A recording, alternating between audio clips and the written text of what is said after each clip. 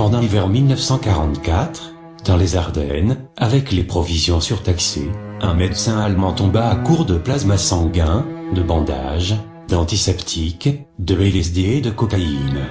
À la suite d'un tir de mortier particulièrement efficace, son campement devint soudainement une mare de sang.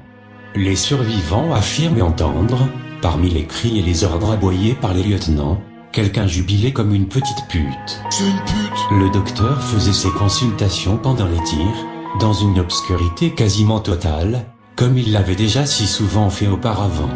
Oh t'as vu c'est mystérieux, c'est trop dark, pince-moi les tétons gros pédé. Ah oh oh oh oh oh oh achat, chu achui, h y y y y h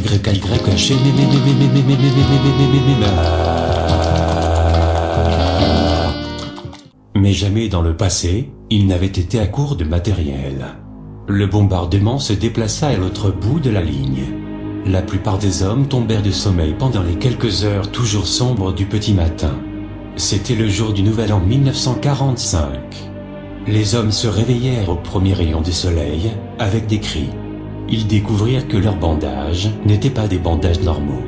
Attention tout le monde, suspense de ouf de taré. Les bandages étaient en fait des tendons et des bandes de chair humaine.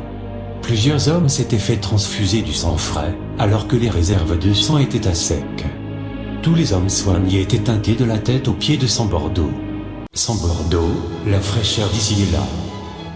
Le chirurgien fut trouvé assis sur un tas de saucisses, fixant le ciel. Quand un homme, s'approchant de lui, tapa sur son épaule, sa tunique tomba, Je suis à poil.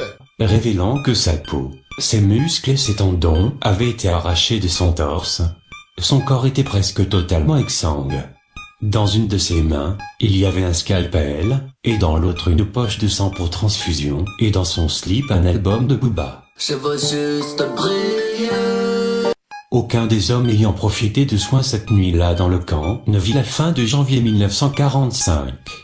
Donc retenez bien les enfants, les tendons et la peau humaine sont du matériel utile pour la médecine, tout comme pincer les tétons peut réveiller n'importe quel branleur.